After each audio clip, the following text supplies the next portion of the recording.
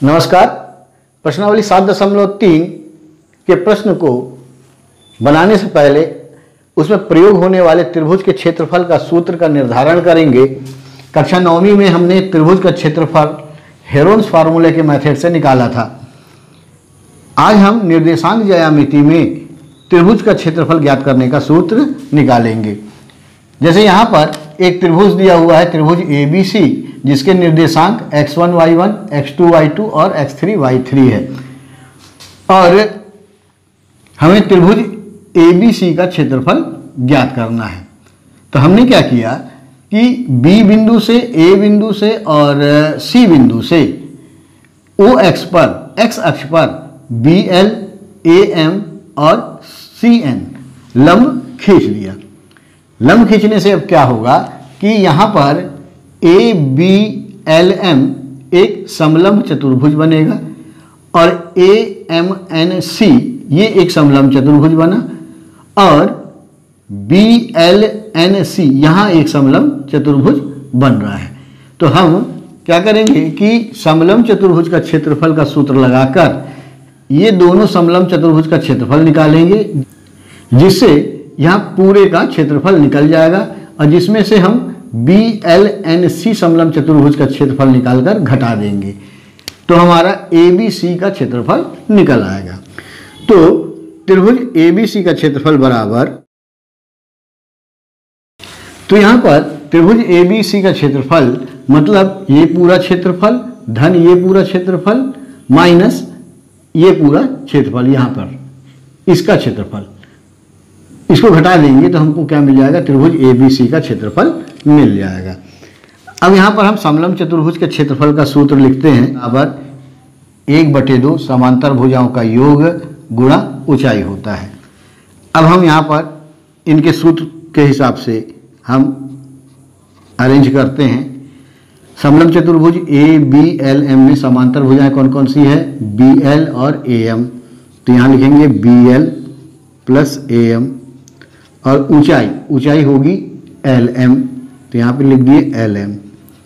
धन, अब समलंब चतुर्भुज AMNC तो 1/2, तो यहाँ पर AM और CN ये क्या हो जाएगा, समांतर भुजाएं हो जाएंगी AM प्लस CN और ऊंचाई हो जाएगी MN, तो यहाँ लिख देंगे MN और उसके बाद माइनस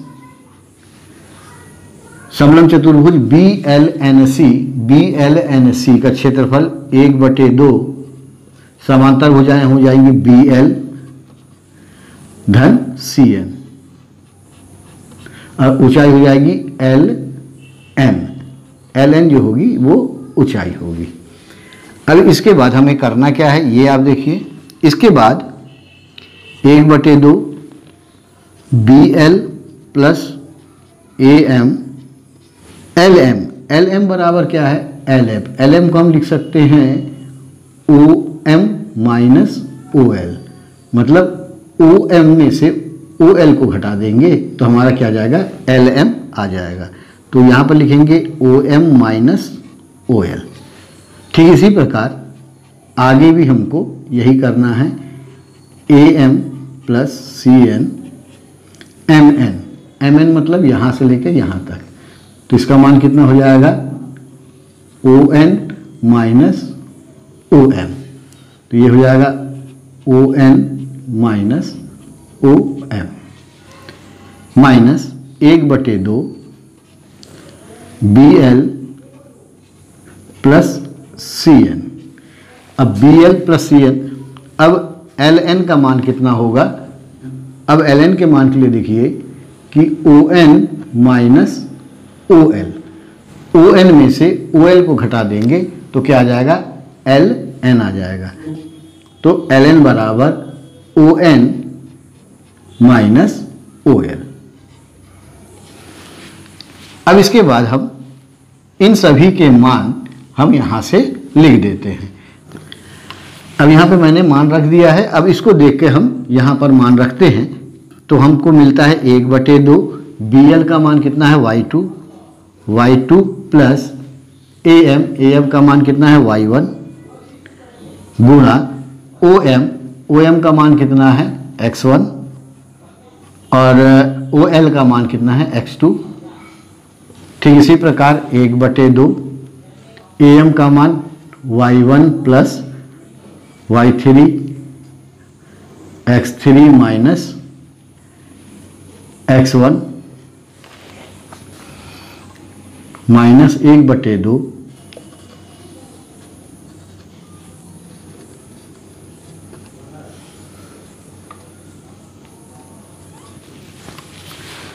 ये मान पूरे हमें मिलते हैं। अब इसमें से हम 1/2 1/2 और 1/2 को कॉमन निकाल लें और साथ ही साथ इनका गुणा कर दें, तो कुछ इस प्रकार से मान हमको प्राप्त होंगे।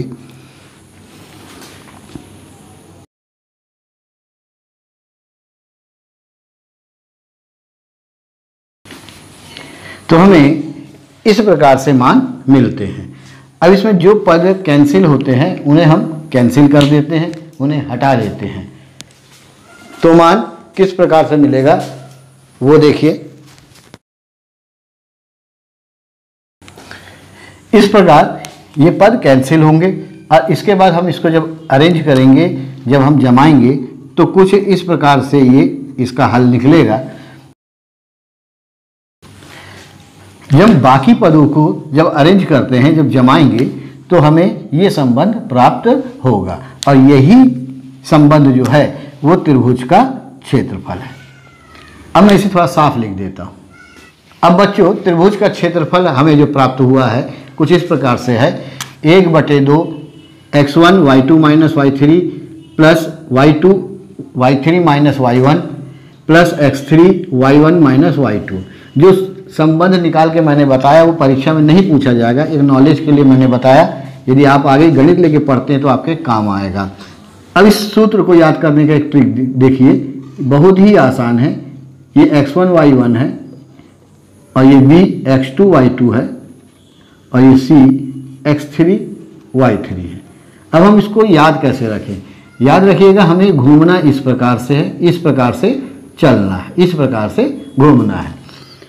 तो पहले हम लिखते हैं 1/2, इसके बाद x1 हमने लिखा, इसके बाद हम क्या करते हैं y2 माइनस y3 करेंगे।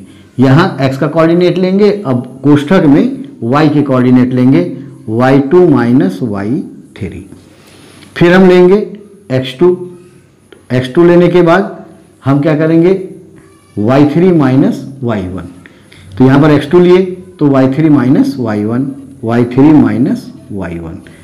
अब इसके बाद हमने यहाँ पर x3 लिया, अगला पॉइंट x3, तो क्या लेंगे y1 minus y2, y1 minus y2। तो इस प्रकार से हम इसको याद कर सकते हैं। हमको ये याद रखना है 1 2 3, कोष्ठक के बाहर x1 x2 और x3 रहेगा और अंदर जो रहेगा वो y y y y y y। तो चक्र को हमको इस प्रकार से घुमाना है। ये x1 हुआ तो y2 माइनस y3, x2 होगा तो y3 माइनस y1 और जब x3 होगा तो y1 माइनस y2। इस प्रकार से हम इसको याद रख सकते हैं। अब इसके बाद एक कंडीशन और। अब बच्चों यहाँ पर दिया हुआ है कि त्रिभुज ABC जिसके निर्देशांक x1 y1 x2 y2 और x3 y3 है। तो एक कंडीशन हमको और पढ़ना है जिसके सवाल 7.3 प्रश्नावली में है। तो हम यहाँ पर देखते हैं ये एक त्रिभुज है और यदि हम ये मान लेते हैं कि बिंदु A जो है वो नीचे आ गया, मान लो यहाँ पर है बिंदु A, तो उस समय त्रिभुज का क्षेत्रफल पहले त्रिभुज के क्षेत्रफल से कम होगा या ज़्यादा? तो आपको ये पता है ये कम हो जाएगा, ये क्षेत्रफल पहले वाले क्षेत्रफल से कम हो जाएगा यदि A बिंदु यहाँ आ जाए। यदि मान लीजिए ये A बिंदु और नीचे आ गया तो क्या होगा, क्षेत्रफल और कम हो जाएगा। इसके बाद ये मान लीजिए कि बिंदु A जो है वो और नीचे आ गया तो क्या होगा, क्षेत्रफल और कम हो जाएगा। इसी प्रकार ये A बिंदु यहाँ पर आ जाए तो त्रिभुज का क्षेत्रफल और कम हो जाएगा। और ये बिंदु जब यहाँ पर आ जाएगी, इस पॉइंट को समझिए कि ये बिंदु जब यहाँ पर आ जाएगी तो उस समय क्या होगा, क्षेत्रफल 0 के बराबर हो जाएगा।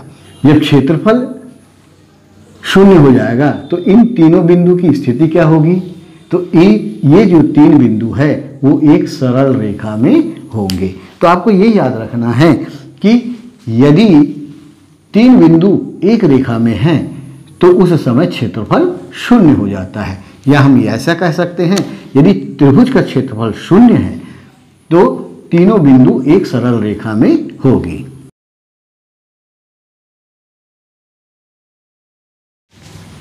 तो तीनों बिंदु जब समरेख होंगे तो त्रिभुज का क्षेत्रफल क्या होगा, 0 होगा। 1/2 को जब हम यहाँ पक्षांतर कर देंगे तो ये भी क्या होगा, 0 हो जाएगा। तो बाकी जो कंडीशन बचेगा, तो बच्चों ये जो प्रतिबंध है ये 3 बिंदुओं के समरेख होने का प्रतिबंध है। अब हमें इस सूत्र से और इस सूत्र से 7.3 के प्रत्येक प्रश्न को हल करना है।